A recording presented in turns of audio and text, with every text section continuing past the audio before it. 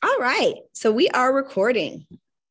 So good afternoon, everyone. Welcome to today's presentation by the Maryland Magrum Center for Food Science, Nutrition, and Dietetics.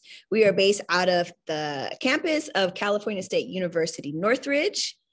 This is part of our USDA Pathways to Success program, and we are having a wonderful registered dietitian panel workshop today for you. My name is Janika Smith. I'll be your moderator for today. I am one of the project coordinators here at the Maryland Magrum Center. Welcome, welcome. I'm just letting some more people in. All right, so the objectives for today's workshop, we are going to learn a little bit about the mission, services, and products of the Maryland Magrum Center, also known as the MMC. You might hear me say that quite often. Second, we're going to state the mission and goals of the CSUN USDA Pathways to Success programs for RDNs. Next, describe the 3 steps necessary to becoming an RDN. And finally, what you're all here for, gain valuable insight about a career as a registered dietitian nutritionist from experts in the field. All right, so a nice little icebreaker. I would love to get to know you all at home. What school are you joining from today? And what are you looking forward to hearing or learning about? Go ahead and drop that in the chat box and I will call out the responses. Again, what school are you joining from today? And what are you looking forward to learning or looking forward to hearing or learning about? All right, we have some responses coming in the chat box. I see CSUN motivational interviewing, interesting. CSUN career opportunities, CSUN looking to learn more about how to become an RD, wonderful. CSUN and I am looking forward to hearing about job opportunities, okay. CSUN and career possibilities, CSUN excited to ask questions, okay. CSUN looking forward to RD experiences, CSUN career opportunities, learning about the MMC and RDNs, CSUN and career opportunities. All right, I see a trend, a lot of CSUN and career opportunities. Information about culinary medicine, possibly. Yes, on one of our panelists is in culinary medicine, so you will hear about that. Wonderful. Another person joining from CSUN, hoping to hear about current and previous job experiences. And another person, CSUN, new opportunities and experiences. Thank you so much for dropping all of that great information into the chat box. We hope that by the end of this workshop, we address all of your various questions. Feel free as we start the RD panel roundtable discussion to put specific questions in the chat box and we will get to those, okay? All right. So a little bit about the Maryland Magrum Center. The Maryland Magrum Center is a nonprofit organization, is an auxiliary office, like I said, based at CSUN. And our mission is to enhance and promote good health and well-being through research, education, and services in food science, nutrition, and dietetics. We do have a lot of work in the community. So we work with schools to incorporate nutrition and lifestyle intervention techniques. We also have national and international collaborations, one of those being the USDA Pathways program, which is one of the programs we'll hear about today. In addition to that, we have 50 plus programs and 20 plus research projects happening, either funded by federal, state, or private grants and donations. And then last but not least, we collaborate with over 50 various community partners, reaching 7,000 plus participants in our local San Fernando Valley area and beyond. There's just a lot of people. All right, so some of the services that the Maryland Magrum Center has to offer is nutrition counseling. This is done via telehealth, which is virtual. So you can have a secure video call with messaging and have a meeting with a registered dietitian nutritionist one-on-one. And you can talk about any of the following specialties: diabetes and pre-diabetes, cardiac health, plant-based diets, eating disorders, sports nutrition, gastrointestinal health, kidney health, child nutrition, and just general wellness if you just want to learn how to eat better. In addition to that, we have a wonderful free program for those individuals diagnosed with diabetes. This is called Thrive with Diabetes. It is a 4-week workshop. It's individual appointments with a registered dietitian and also with group classes. Some of the topics for the group classes includes introductions to diabetes, nutrition and diabetes, monitoring, medication and exercise, and last but not least, healthy coping. So if you are interested in learning more about this, or you would like to sign up for this program, you can shoot us an email at margam.center@csun.edu. All right. And we also have a wonderful garden here on campus. If you're ever on campus, feel free to come by and visit us. We have a great gardening at home series happening. This is a in-depth view into our garden in which we talk about all the different herbs that we're growing, the vegetables, pollinators like bees and butterflies that we have in our garden. And it's a really, really beautiful place to be. And it smells so, so good, as you can imagine. Okay. Someone asked, can we sign up for the diabetes training if we don't have diabetes? The Thrive for Diabetes workshops are particularly for those diagnosed with diabetes. So if you want to learn more about diabetes in general, you can send the Margam Center an email. I believe we have an educational series just on diabetes information. So I would say send an email to the Margam Center. I hope I answered your question. Thank you. Oh, perfect. You're welcome. All right. We also have some wonderful, great products that we make from some of the items that we have on campus, including the orange grove. So if you haven't been on campus, we have a beautiful orange grove in front of our campus that we harvest oranges from to make this great Matador marmalade. In addition to that, there are beehives in the beehives in the orange grove as well. And the bees go all around the San Fernando Valley area, and the honey is collected and made for our wild flower honey. We also have a spice blend called a Spicy Matador. Spicy Matador is an excellent reduced sodium option, adds tons of flavor without adding tons of salt. We make that from dried herbs from our garden. So a lot of great stuff. So if you're interested in learning more about these products, or maybe you want to try the products and bring them into your home, they are available for purchase at the CSUN bookstore, both in person and online. And then to stay connected with us, if you have your phone, you can scan this QR code. This takes you to our virtual newsletter. We have tons of events happening. The end of the semester is approaching. So look out for some of our events. And then we do have some programming that we do over the summertime as well. Okay. So let me go forward. All right. So now I'm going to talk a little bit about the USDA Pathways program.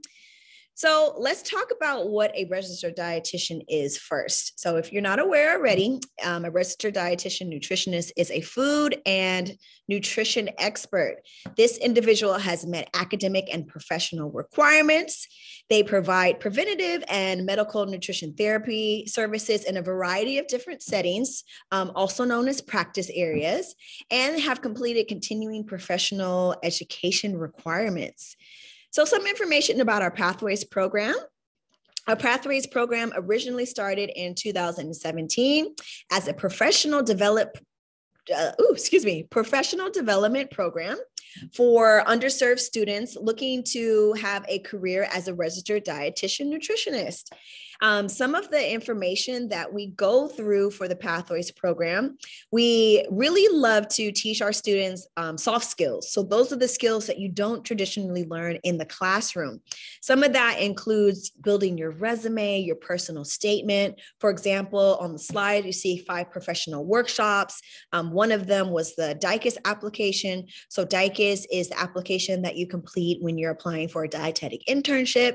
We also talked about developing your professional persona, finances and time management, personal statement writing, and then today, the RDN panel.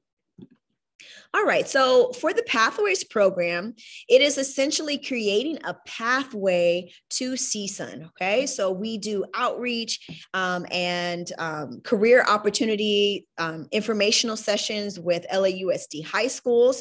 We also work with our partner college, LA Mission College.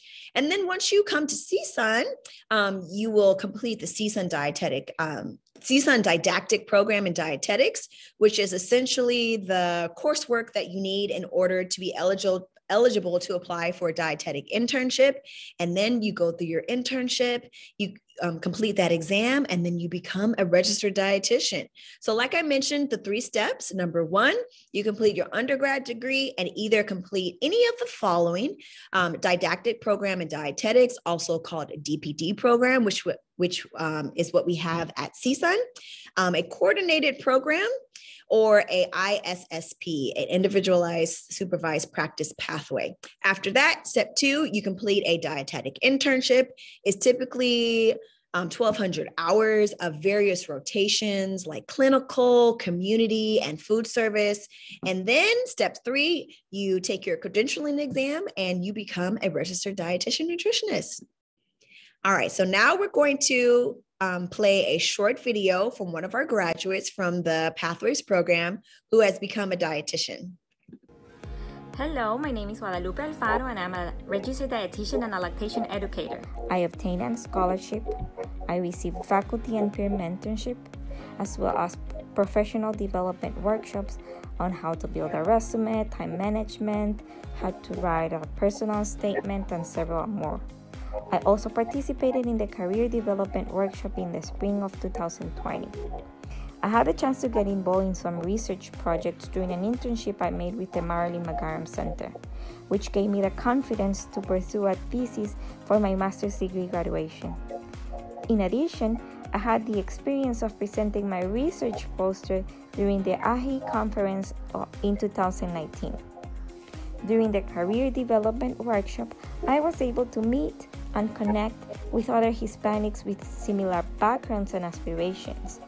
I learned the inspiring story of other Hispanic professionals who encouraged me to continue developing my career. The Pathways program provided me not only with the tools and resources that I needed to finish school, but also with the guidance, support, and opportunities to gain richful experiences through my academic journey to become a competitive professional. I am very grateful with the CSUN's Pathway program for the wonderful opportunity and for providing me with a pathway to become a registered dietitian and serve my community. Thank you so much. All right, so we're going to switch gears and get ready for our RDN panel. So when you're thinking about your career as a registered dietitian, where do you find registered dietitian nutritionists? You can find them in a variety of different settings. I mentioned before, they're called practice areas. They can be in academics, clinical, community, food service, corporate wellness, research, culinary medicine, entrepreneurship, and so many other wonderful practice areas that you can enter into. Today, we have the pleasure of introducing you to 2 wonderful dietitians. We have Amanda Blake. Amanda works in private practice nutrition, and then also Julie Lopez. Julie Lopez works in culinary medicine. So now we're going to have an RDN panel discussion in which I will share a little bit more about all our panelists for today and be able to answer some of your questions if you have any questions that you would like answered. Okay, so I'm going to stop sharing my screen, and then I am going to pin our panelists. I see Amanda. Hello, Amanda. Hi there. Hi, everyone. And then I'm also going to pin Julie as well. Okay. Hi, everyone. All right, perfect. And then I guess I should pin myself too. Okay. All right, we're all set. All right, so to introduce our wonderful panelists, I will read their bio. All right. So Amanda Blake is a founding member of Pacific Nutrition Partners. She is also a renal dietitian with Fresenius Kidney Care and a part-time lecturer at California State University, Northridge. She previously worked at the VA Greater Los Angeles healthcare system, where she also completed her dietetic internship. At the VA, Amanda covered the ALS and diabetes clinic, provided outpatient counseling, and followed veterans throughout the bariatric surgery process. Amanda has taught hundreds of classes, led support groups, spoken at conferences, and hosted podcasts. She feels one of the most rewarding aspects of the profession is the diversity of options available to aspiring and working dietitians. It is a profession where you can truly live your dreams. So welcome, Amanda. Thank you so much. Yes. And then I also do want to welcome our other panelist, Julie Lopez. So Julie Lopez is a New Jersey-based registered dietitian and chef that is nationally recognized as a food and nutrition expert. Julie's passion is to educate others about nutrition through food and giving them the tools they need to build confidence in the kitchen. I could definitely use some confidence in the kitchen. It's her mission to help others appreciate all the delicious ways food can be prepared. She is a creator and owner of ChefJulieRD.com. So go visit her website. That is ChefJulieRD.com. I'll put that in the chat box in just a second. She works as a culinary nutrition consultant, spokesperson, recipe developer, educator, and culinary instructor. Julie also works with food companies, brands, and commodity boards, developing recipes and culinary nutrition communication strategies. Julie published her first cookbook, The Healing Soup Cookbook. Julie is also the co-founder of Culinary Nutrition Studio, which provides culinary education to healthcare professionals through webinars, cooking demonstrations, hands-on workshops, and self-paced courses. Julie currently resides in New Jersey with her official recipe tester, her husband, that's wonderful, and her corgi, Wally. Oh, hi, Wally. Learn about Julie, like I mentioned, at ChefJulieRD.com. So I'll put that in the chat box right now. I see a heart for Wally. You have He's actually sitting on my feet right now. So. Nice. And then Julie is also on Instagram at ChefJulie_RD, on Facebook, YouTube, Twitter, and on Pinterest as well. So I'll put her handle there. So if you want to research Julie, go ahead. All right, ladies, how are you both doing today?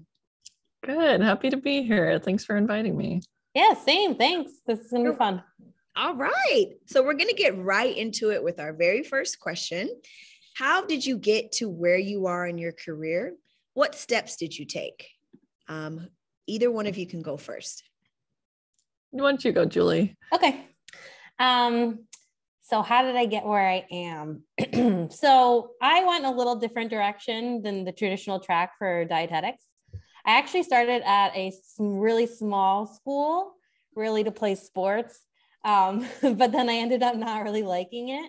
And I transferred to Johnson & Wales University, where I have my degree in culinary arts and culinary nutrition. So I did all my DPD courses there as well. And then I did my dietetic internship at the College of St. Elizabeth, which is in New Jersey.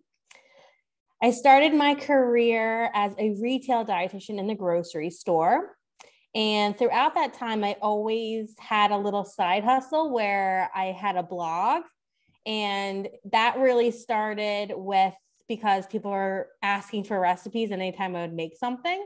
So that was really just for family and friends. And then I saw that it can be turned into a business. So I slowly started building that as I was working full time. After 3 years of retail, I moved to a private practice where I was their culinary educator. So I did a lot of community presentations, recipe demos, et cetera. Mm-hmm. And at that same time, still building my own business.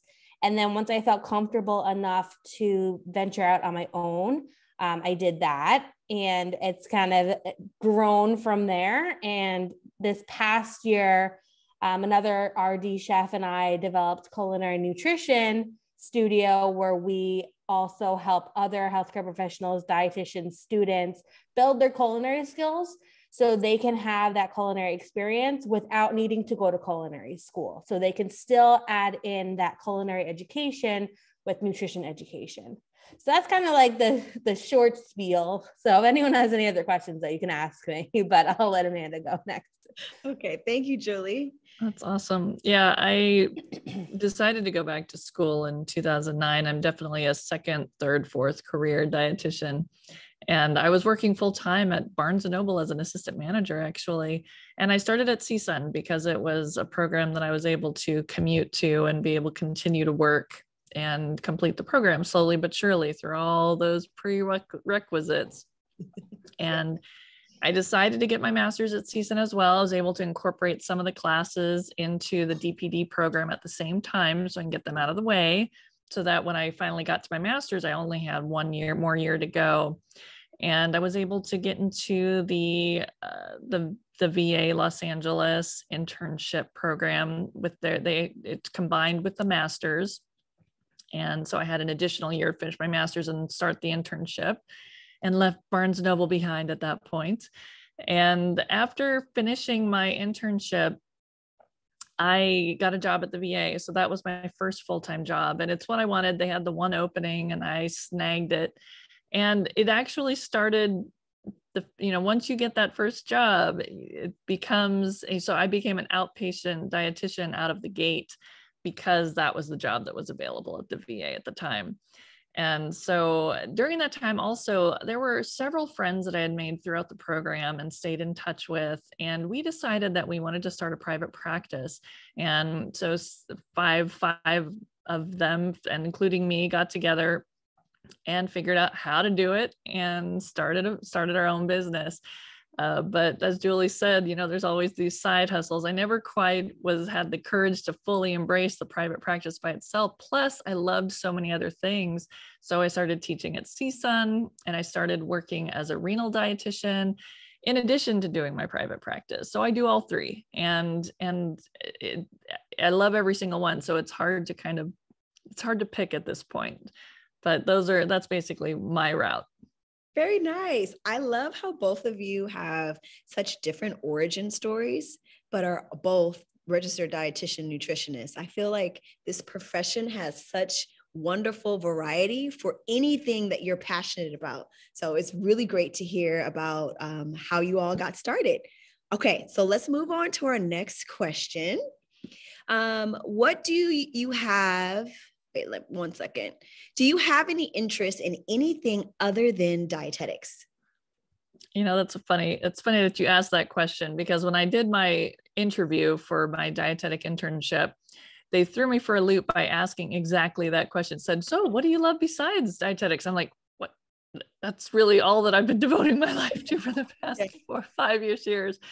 But it was such a refreshing ask, because I do have other interests. I have a lot of other interests. And ever since, that's stuck in my mind, and the importance of that. So, I have my nieces and nephews. I enjoy being outdoors and hiking and exploring the world. I love playing games. I do role-playing games and board games. And my passions are through the roof. And so the fact that I even have I have a book club that I organize. So it's definitely possible to have a full, varied life in addition to, nutrition, which of course I love as well. So wonderful. How about you, Julie? What do you like to do outside of dietetics? I agree about the whole work-life balance. I think it's very important. And as an entrepreneur, sometimes it's hard. But my passion, when I was growing up, I thought I really wanted to be a pastry chef because I love decorating cakes. So that's how I got my toes into the culinary space. Mm-hmm. But obviously culinary is a big passion, but I also really love animals. So I would probably be doing something with animals. But also my life is changing a lot. In a month is my due date. So I'll be having a little bundle of joy joining my family. Wow. It's our first one. So I'm going to see how that's going to shift with work and everything. Congrats. Yes, that is wonderful. All right, one more month until your new chapter. Yep. Very nice. Oh, we see a congratulations. Oh, thank you, guys. Wonderful. All right, so I have another question for you both.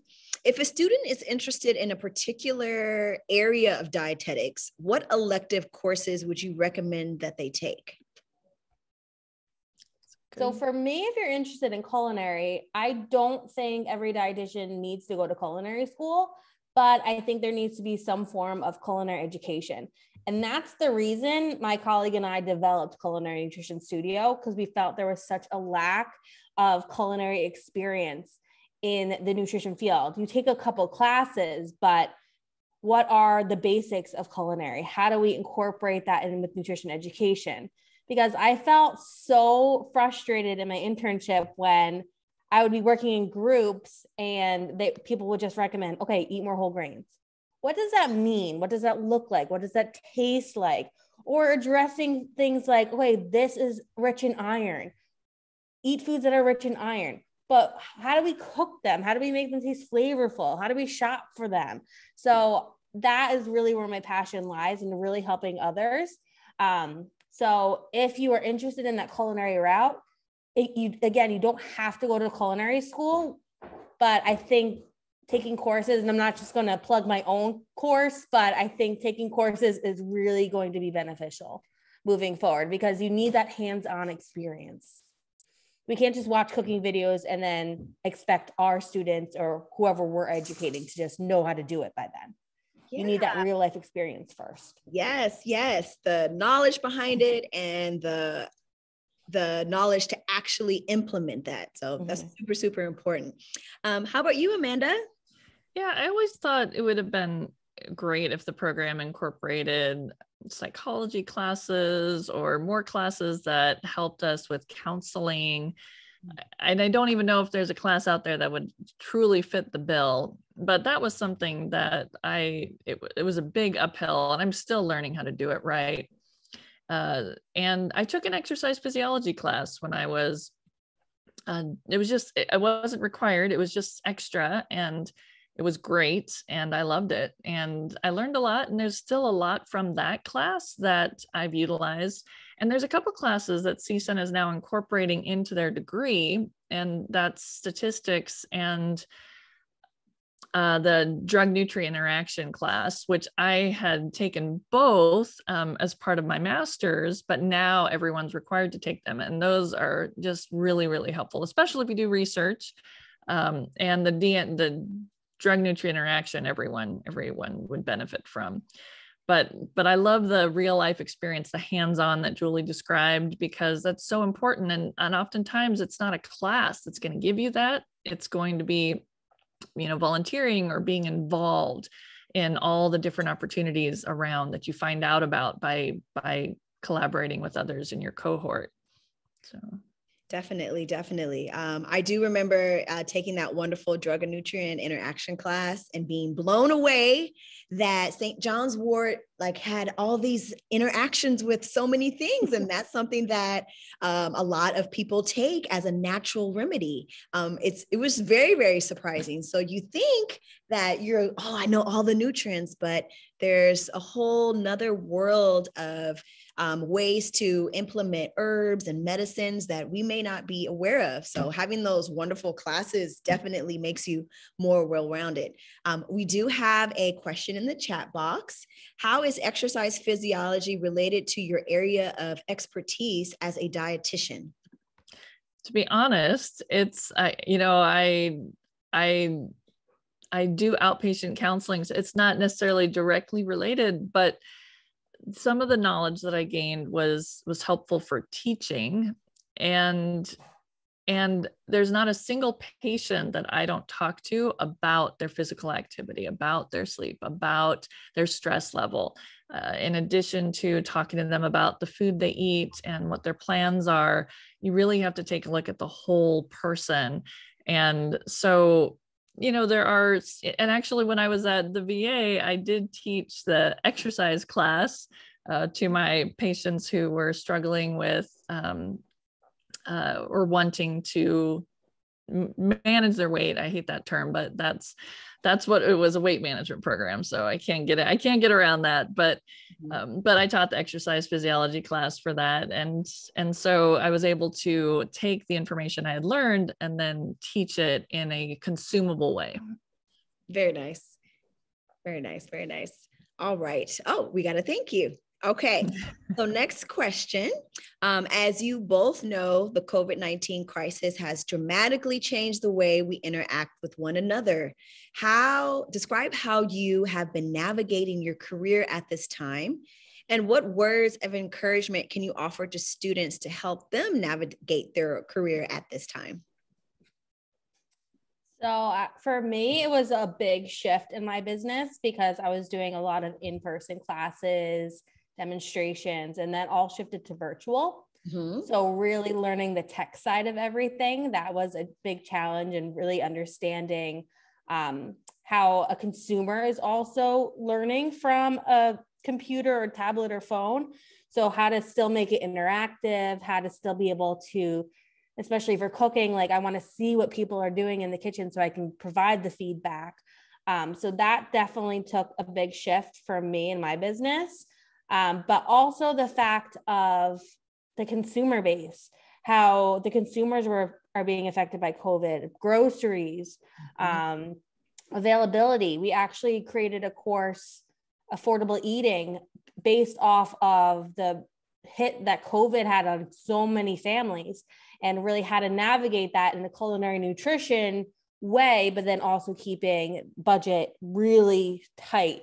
I think that was one of my favorite projects I did at Johnson & Wales. Is we had a situation, we had to create, like, I had a family of 4 and I was on WIC, and I had to spend only a certain amount of money. I could only buy certain products, and really how to stay in a healthier lifestyle and cook for this family of 4 with different disease needs and whatnot. And that, again, bringing it to real life and putting yourself into someone's shoes, I think is a really big way you can impact someone. Because I think a lot of times too, this is a little tangent, but especially in culinary, we have our own bias. We grew up eating a certain way or doing a certain thing, and we need to remove that from the equation, and we need to put ourselves in our consumers' shoes or who we're educating, and really listen to what their preferences are, their likes are, what motivates them to make some changes.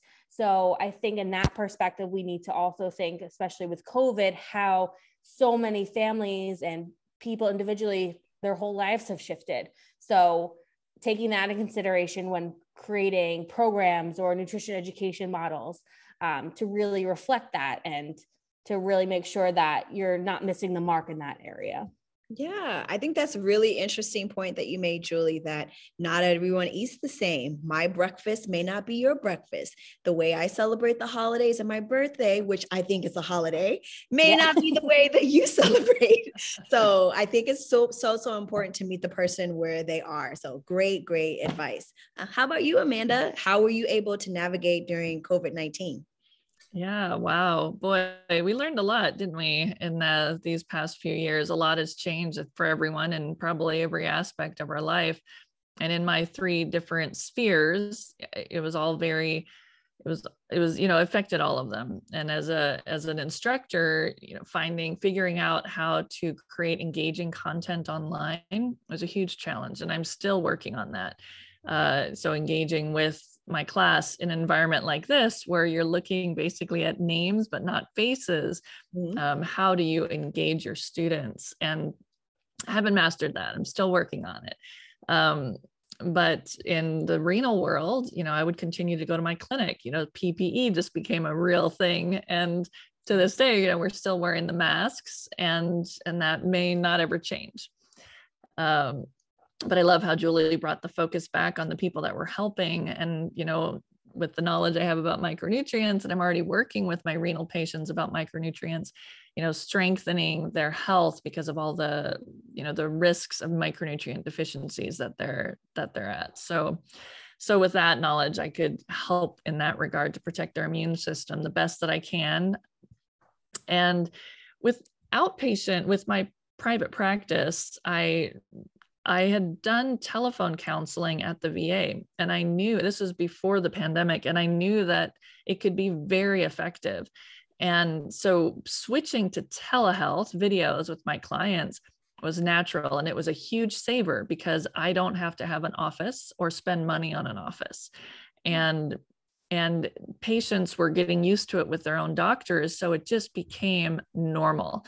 And I don't have any intention of changing that at all. If I have a patient who's local, I might go to their home and, mask up, but I love telehealth, and insurance companies are reimbursing for telehealth appointments. At least they continue to at this point. Stay tuned. So telehealth for my private practice has been a huge boon, and I love it, and it's working great. Wonderful, wonderful. Yeah, I definitely have to become part of the digital world, right? Whether we want to or not. Like, Zoom is our best friend at this point, and I don't think any of that is going to be changing. The new norm is taking into effect, and I've heard so many things about when are we going to get back to what it used to be? I don't think that we can, because so much has happened in between the start of the pandemic and now. So it's definitely the new norm. What advice would you give to students now who have experienced going to college in the pandemic and having to, get extracurricular activities and beef up their resume in order to pursue a dietetic internship? What advice would you give to those students? What encouragement would you give to those students?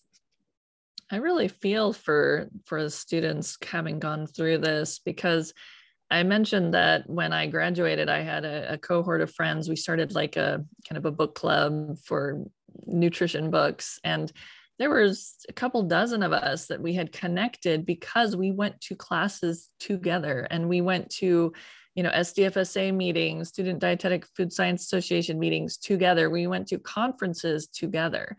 And I noticed just in my class this semester that some of my students are just meeting other fellow students for the very first time. And it breaks my heart that some of these connections aren't being made. And I took note of that, and I'm going to make sure that I help my students get more connected next semester.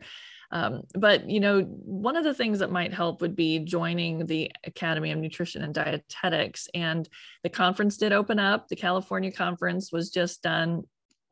And the next year, it's in April, and it's going to be in Long Beach. So I encourage you all to go, because you meet people, you make connections, you're able to network, and you find out about all these different kinds of dietitians and all the different possibilities, all the different avenues. You can join up, get some of the emails stream so that you're finding out about different opportunities. Just being involved with the A&D gives you access to the Los Angeles group, or if you're in Ventura, they have their own group as well. And they have opportunities. They could put you on a list for volunteer. Just lots of things come up in those ways. That's one thing I can think about that might make a difference. Wonderful. And we have a comment in the chat box. We are all friends. We text each other. We just finished an amazing internship that was fully online. And yes, sometimes we are meeting for the first time, but it is wonderful. So I think our participants resonate with that for sure. How about you, Julie? I think continuously reaching out and seeking opportunities. I love when students email me and they're like, hey, would you want to hop on a call and pick your brain? I'm like, always happy to, because I was that student reaching out to people. I was like, I'm just curious about what you do day to day, or help me figure out like what is the best avenue I can take. So I think that's really important. But then also what Amanda was saying, like join different groups, especially your state or your affiliated group that get involved in that. That's a way to meet new people and connect. I also joined the different practice groups within the academy. So the two that I belong to are food and culinary professionals and nutrition entrepreneurs, because those speak to me the most. But I have volunteered for both of them. And again, a great way to connect with people and to learn from others. But my biggest thing is just stay connected with your fellow classmates, even if you didn't meet them in person, like that chat just said. Even if you're meeting them always digitally, I think it's still always important to stay connected with even your preceptors too, because the dietetic world is surprisingly small. Mm-hmm. So everyone will come back eventually. So be kind to others and just make sure that you can pay it forward to future students too. Wonderful. I agree with both of you. Networking is a wonderful way to get your interests out there, and you just never know what opportunities are waiting for you, and you just have to seize the day. Another great way to connect, especially nowadays, is social media. There's so many wonderful influencers online, both of our panelists, of course, but if you're interested in, like, how do I go about maybe posting this particular story, or what does this even look like? How do they have success there? Social media is a great place to see it, live in action. All right, so we do have some pre-submitted questions from registration for you. So what does your day-to-day look like as a registered dietitian nutritionist in your practice area? Amanda, I feel like yours is a little more structured than mine. So if you want to go first. It's pure chaos, actually, but I'll tell you what the last 2 days look like. Yesterday, I was teaching at 5. I had a few private clients that day. I had a couple student meetings that day, and I was doing some work on my renal job at home, because I get a computer that I get to take home. So I was working from home until I went to teach at CSUN at 5. Today I went to the clinic, my clinic in Ventura. And so I was there at the clinic, and what a day looks like for me there, it's just, I just love the environment. I really do love renal dietetics, and I love the nurses I work with. I do home therapy. So I had the patients were coming in. I was talking to some of the patients on the phone. I was talking to my nurses. I was talking to the doctors. We're trying to coordinate medications. There's all sorts of different hats that we wear. I even had a nurse ask me today, she said, okay, so tell me about calcitriol. Calcitriol is it's vitamin D, right? And it was just so much fun to teach my nurse about one of these medications that we're prescribing to patients and how it relates to their nutritional health. And so that's just an example of 2 days, but basically it's like someone asks me whenever I make it like a physical therapy appointment or something, they're like, so tell me, what days work best for you? I'm like, you just tell me when you have availability. I may or may not be available. Who knows? So. Right. Very nice. Thank you, Amanda. How about you, Julie? What does your day-to-day look like? My day is always a balance between my own personal business and Culinary Nutrition Studio.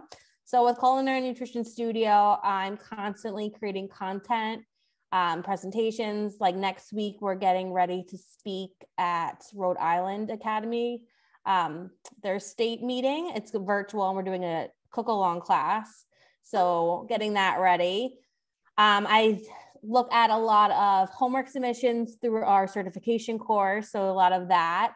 But then my business, again, whatever is really happening. Sometimes I'm working on social media. Sometimes I'm writing articles. Sometimes it's mostly days spent in the kitchen, just developing recipes and testing and taking photos of those recipes.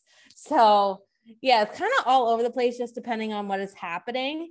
But there is some freedom to that, which is nice because I do make my own schedule. I kind of adapt to my husband's, so to make it easier. So when he works late, I kind of work late. When he works early, I kind of work early. You need your taste tester too. Exactly. I need my taste tester there. But yeah, it's a day in the life is so hard to describe because it's kind of all over the place. Yeah. Well, yeah. It sounds like a day is never boring, which is awesome. It's never the same, which I like. That for me, I don't think I could do the repetition over and over and over again, the same thing every day. So I like the flexibility, but then also because there's some days that are more heavy packed, there's some days that are lighter, and it's nice. Very nice. Yeah, it's not an 8 to 5 job, that's for sure. So wonderful. All right. So what advice would you give someone who graduated more than 10 years ago in an unrelated field, looking to get back to school and start a new career? Well, that's me. I had a degree I graduated in 1993 with a degree in journalism, which frankly, the writing experience that I got, and I still love to write, I'm definitely going to incorporate it into my dietetics career at some point. But yeah, I had two other major careers before I decided to change. And working in retail was great because I was able to work full-time and go to school full-time because my hours were all over the place and I could accommodate school. But it's honestly, it's never too late. It can be a challenge, especially financially. One of the reasons I love the LA VA internship is because they paid you. It was a tiny amount, but they also offered health insurance, and Barnes & Noble was giving me health insurance. And so in order to, switch over, I was either going to have to take Medi-Cal, or I was going to, because I was going to be broke as an intern, or I was going to need, and they provided health insurance. So I felt extremely unfortunate to get that opportunity, because it's hard. It's hard. So no doubt about it, but it's not impossible. It can be done. Very nice. Very nice. Thanks, Noelle. And by the way, I see a lot of my students here. And so hello. And I see Laura, there's people that I know. So it's wonderful to see some of you here. So. Oh, that's so great. So how long after did you start your practice? So how long after you completed your, you became a dietitian, did you start your practice, or did you start your company or career? For me, I started right away. Like, I established an LLC. Okay. But again, it was just on the side, because I had a full-time job for about 5 years before I was able to fully be comfortable to be fully on my own. And there's a lot to take in consideration for that, because again, health insurance, like I was paying for my own health insurance. I have to be okay with not a steady income every week. It's really interesting of month to month how different it can be, where like a bunch of projects wrap up 1 month, but then 1 month I'm working on all those projects, so there's not a lot of income coming in. So I think it's really important to understand financially if you're ready to be on your own fully. But you can always have it on the side. You could always do it part-time until you're ready to make that leap. Okay, great. Yeah. I became a dietitian in 2017, and we started our business in 2018, which seems right out of the gate. And I didn't have a lot of experience, and I was like imposter syndrome all over the place. It's you just keep going and you just keep learning. I think I'll get to the 10-year mark and maybe I'll feel like I know what I'm doing, but yeah, so having a private practice, I'm so impressed with, Julie, like embracing it, because it does feel very risky to be an entrepreneur and write your own paychecks and pay for your health insurance. I've always had, since I was the age 16, I've always had a paycheck. And it's so getting out of that world, sticking with the renal, having that clinic job with a paycheck and providing me with insurance. It's a hard thing to give up and let go, but there's a lot of opportunity for income in a private practice. There's lots of potential for passive income, where you create a program and then you sell it over time. But it requires time and a time investment to do that. So it's never too early or too late to start a private practice, and you can do it in addition to other things. You just kind of have to assess the risk but also don't be afraid to take it. Yes, I agree with that. I'm like, my husband's like risk averse, and I'm like, let's go for it every turn. So I think we balance each other out in that way, because but it's interesting to see, like, I think so many people have great ideas. Just try them. And if it doesn't work, it doesn't work. Or if you don't like it, you don't like it. Like, my business also started off with nutrition counseling. And then I felt like it was just impeding on so many of my other projects. And it wasn't my favorite thing to do. I rather do group presentations. So I slowly trimmed that out and I added more things. And I think different streams of revenue is really important because I'm not just doing only recipe development. I have other streams of income coming in. So if one doesn't work, or like with COVID, how everything was shifted, I was able to make sure that I had other streams of revenue coming in as well. Oh, that's very, very important. Yeah. Okay. So I think we have time for about 2 more questions. Let's see. What skills have you found to be vital to being a registered dietitian nutritionist? The ability to wear a dozen hats at once.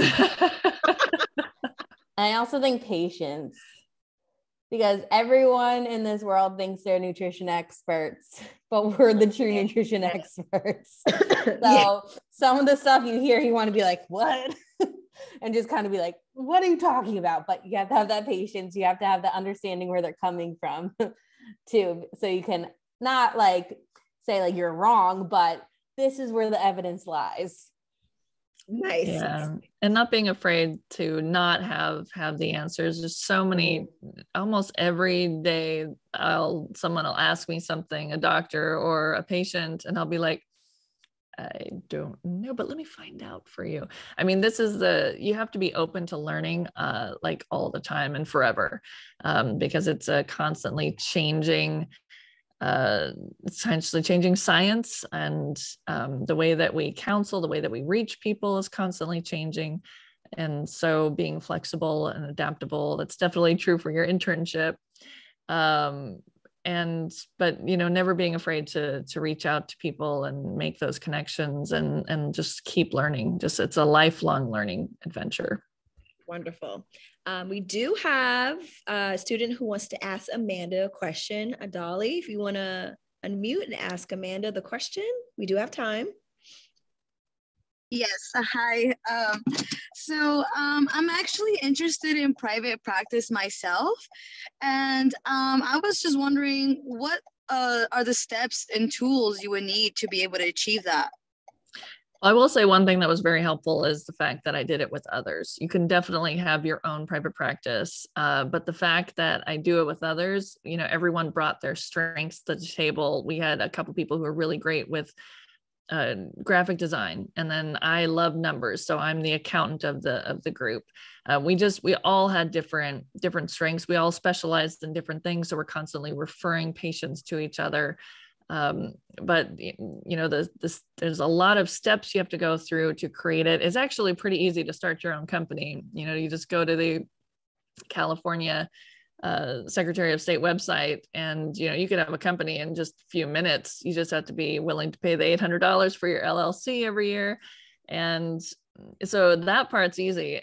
It's I always recommend start with your mission, start with your what is the point and purpose. Having a business plan is absolutely key. Start there so that you can really discover what your business is all about, how you plan to contribute, where your income is going to be coming from, who you plan to market to, and how you're going to market. Will you be accepting insurance or not? Were you going to be a more project or corporate, like a consultant type dietitian? There's a million different things that you can do. And I think I already forgot the question because I'm just going off on a tangent at this point. No, that was super helpful. Thank you. Yeah, you're welcome. All right. I think we have time for just one more question. Let's see. What are important steps to take during the summer before a master's or a dietetic internship program? What should students be doing in the summer before they start? Well, one tip is to relax and enjoy some of your summer, because you're going to dive right into all of that, and it's going to be a lot. Mm-hmm. But I spent my summer also too asking people if I can shadow them just before I was able to start my dietetic internship, because I was just so curious. I wanted to see like what a day would be like, or even in just different settings, just so I was a little bit more prepared. And that was just simply cold calling or cold emailing people, and whoever accepted me. And I was grateful for those who did. Very nice. Yeah, I love that, because I think, like, I was very intimidated by dietitians, very intimidated to reach out to people, and so I really didn't. and I wish that I can now, being a dietitian with private practice, I'm amazed at the people that don't reach out to me, because I'm pretty open, and you know, we most dietitians, there are dietitians who are more protective of their time. But most dietitians were very willing to give back. And so I love that idea of shadowing. If you have that opportunity, it's not always realistic or practical, but if you can find someone, even if, you know, any other kind of volunteer. I think one of the things that helped me was volunteering in a hospital before my internship, because that environment was very intimidating to me. I associated with pain and grief and death.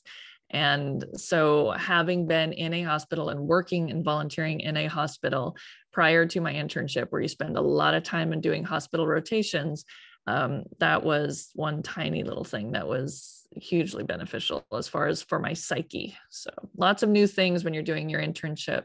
Soak up every bit of it. Soak up every little bit of it. I think that's so important. I just want to add to that too, is that with your dietetic internship, I had a lot of preceptors that kind of unfortunately tell me, like, you have to start in clinical or you're never going to go anywhere. I didn't start in clinical. I'm doing fine. So if that's not really your path, follow your path, follow your own, like, what is your gut telling you after your internship too? Also, what jobs are available? That's also going to be a big factor here. Yes. Yeah. And I totally agree with Julie about the clinical, because I didn't start in clinical either, but unfortunately that door did kind of close for me, because I did apply for like a per diem job at the same time I was looking at the renal job, and someone with clinical experience beat me out. And so if you don't get that clinical right out of the gate, you may not ever go back to it. But honestly, I'm an outpatient dietitian. That's where my passion lies. So. Mm-hmm. All right. So tons and tons of wonderful advice.